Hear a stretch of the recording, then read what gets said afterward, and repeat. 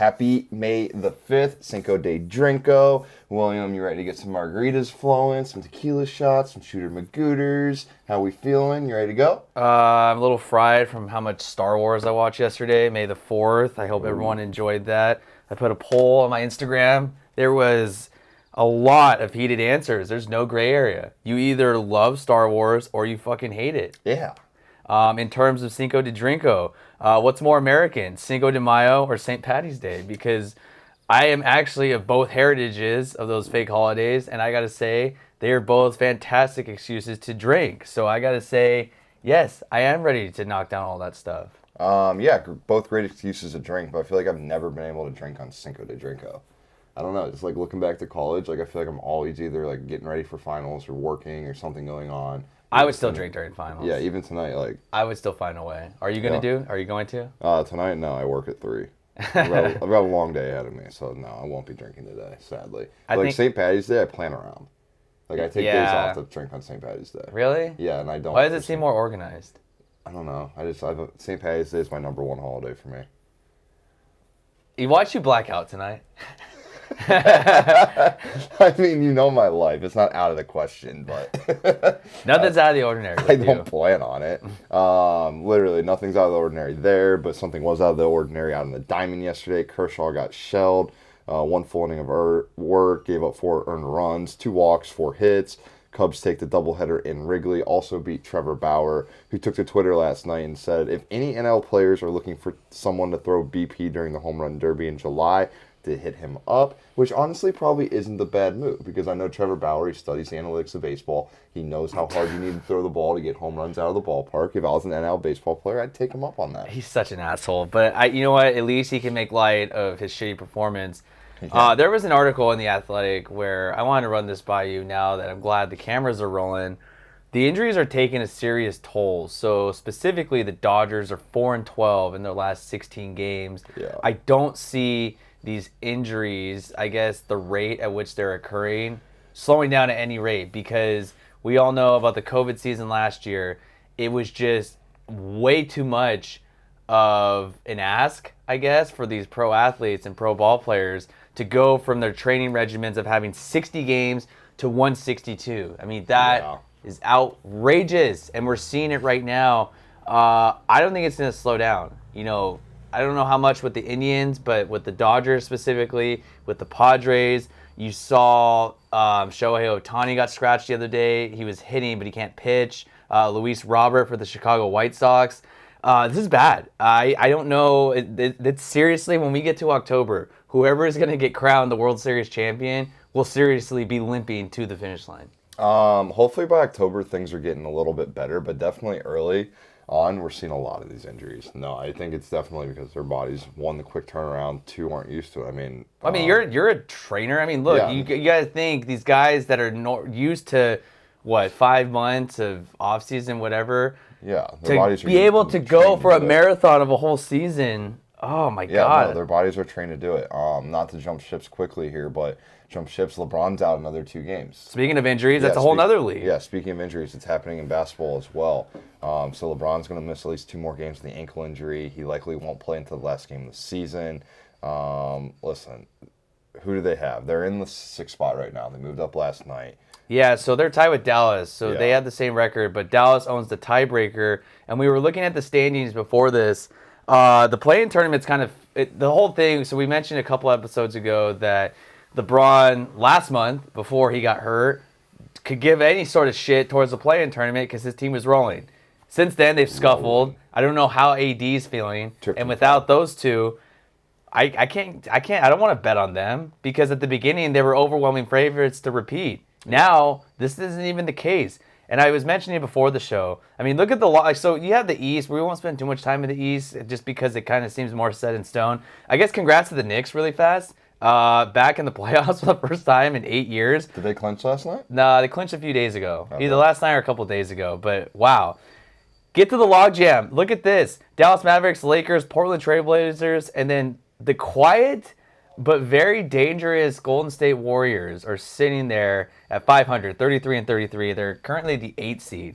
So with the whole play-in format, we know it's the 7 versus 8, the 9 versus 10, and I'm just wondering, are TV executives going to be pissed if the Lakers have to inevitably play in this play-in tournament because they might get bounced in those first 2 rounds? Ratings will be through the roof if we have a Lakers Golden State Warriors play-in game. Calling it now, ratings will be through the roof. It'll be the only basketball game that I sit down and want to watch all year.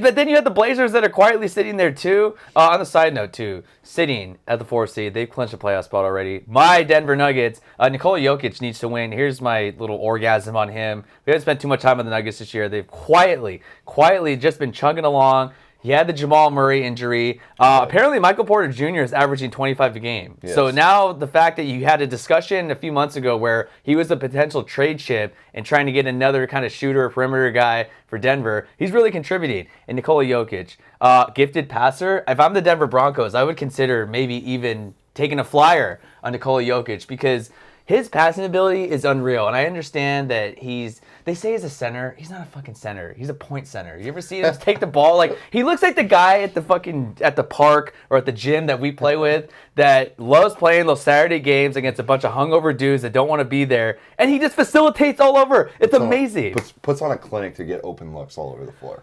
He has like a computer brain. It's insane, and he's that type of player. He's gonna, ever since Embiid got hurt, because it was really Embiid's award to lose. We were saying that a couple months ago, and then they're still dominating.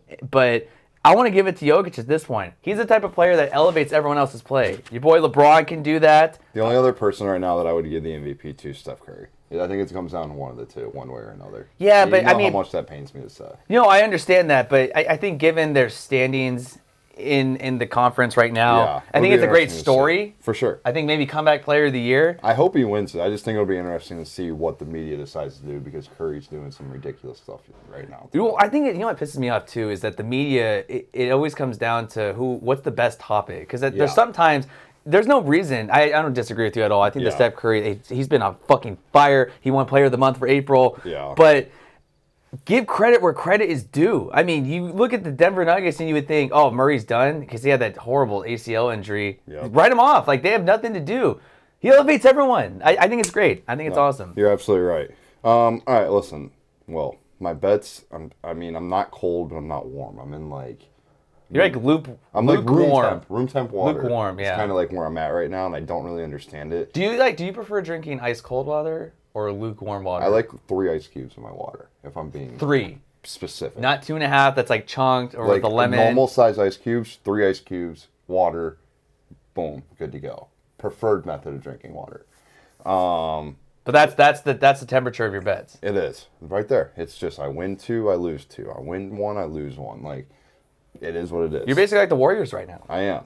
I absolutely am. But tonight, Portland Trailblazers are 10.5-point favorites on the road against my Cleveland Cavaliers. Listen, the Cavs are one of the worst basketball teams I have ever watched. We have a ton of injuries tonight. Portland is sitting currently in the 7th seed, so they're going to be playing in the play-in game. They're 1 game behind Dallas and the Lakers. I think Portland's going to take it to the Cavs tonight.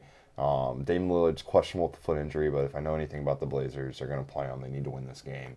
They need to solidify their standings here, and I don't think they want to be in the play-in game, so these games mean something to them. Cavs lost last night in overtime to Phoenix, so they're going to be coming on some heavy. I'm 0-2 betting on the Cavs. I'm so tired of your Cavs. They're the worst. But yeah, no, I'm going to take the Blazers minus 10.5 on the road. I think that they easily cover this. They win by 10 to 15 points. Cavs have some injuries up and down the floor. They're not very good. They're going to be tired.